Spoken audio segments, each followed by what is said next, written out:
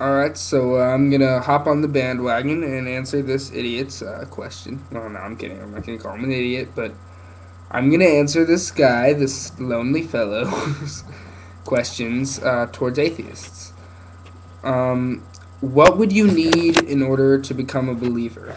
Well, I don't think I would ever become a believer because belief really implies that there would have to be a belief one way or another.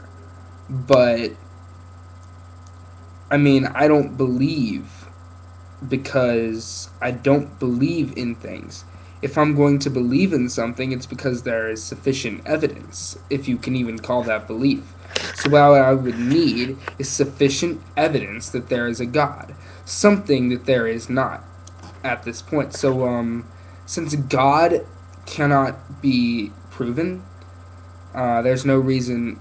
I guess there's nothing that could convince me to become a believer unless you can actually tell God to strike me down, and at that very moment He will, and it will not, and it's not, and it happens every time. It's not simply happened once, which is, yeah.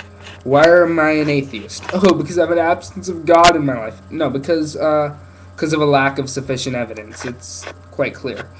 Why do you think a belief in deity has permeated almost every society and culture since the dawn of mankind? Well, I think people are afraid of not knowing things, so they make up this deity or this god, these gods, to try to explain that which they don't know. If you look at the Greek gods, a lot of things that happened among the Greek gods would explain or attempt to explain many of the events, but they didn't have any evidence. The fact is, people are afraid to admit that we don't know something, so we like to create our own reality as to what that is.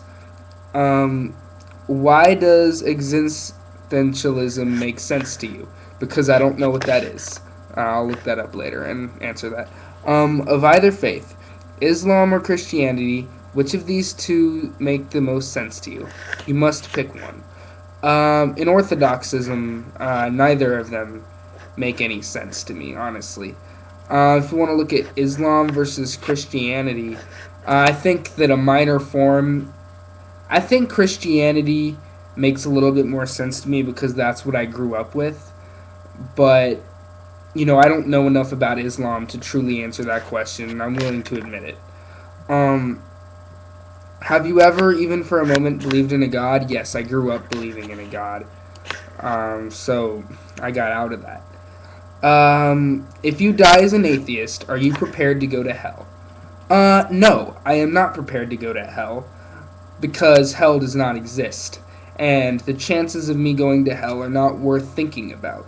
And I don't think that anybody deserves to go to hell for using their brain. So, honestly, if this God's gonna send me to hell, he's a jerk. Because, just because I don't choose to, give in to the idea of blind faith, doesn't mean I deserve eternity in hellfire. This God is not worth praising. Morality seems to change with the times in the atheist community. Why are morals so subjective within the atheist community? Well, I don't really think there is morality in the atheist community, and allow me to explain that. Morality has nothing to do with atheism. We get our morality elsewhere. I think morality tends to be progressive because that's what morality is. It's progressive. As new issues come up, we think differently. And we open our minds. As atheists, we hope to have our minds opened and we try to look at things with an open mind. However, we are also human, and we often do sometimes give in to the trends of discrimination or bigotry that are going on. But the reason that atheism, it's not atheism that tells that morality. We get our morality elsewhere. Atheism is just a lack of a belief in God. That is it. Um, yeah. Why, if you are an atheist, do you spend so much time speaking about religion, especially the Christian faith? Well, religion has really harmed people. If you look, I would have no problem with religion itself. If it wasn't involved in our politics, and if it wasn't always trying to, if it wasn't so prominent. If religion could keep to itself, and religion could have a respectful outlook of, hey, this is what I believe, but I'm just going to sit here and believe it. I'm not going to implement it into any of this culture. It will be its own culture of its own, and it will not be forced upon anybody, and it will not be in our Pledge of Allegiance, all of that. Of course we're going to fight against Christianity, because this delusion, as many of us atheists believe it to be, is taking over. And it is taking over our culture and our society. And we don't want that. Why do so many of your interests, arts and entertainment, center around human suffering and tragedy? Does this reflect an inner turmoil because of the absence of God? Once again, this has nothing to do with atheism and a belief in a God or lack thereof. Many people who believe in God have the same gruesome interests as those who do not. Many people, however, will become an atheist, not based on logic, but based on a tragedy. And this has nothing to do with the way many of us become atheists. This has to do with people who lack something in their lives, so they say there's no God, rather than actually rationalizing to say there is no God.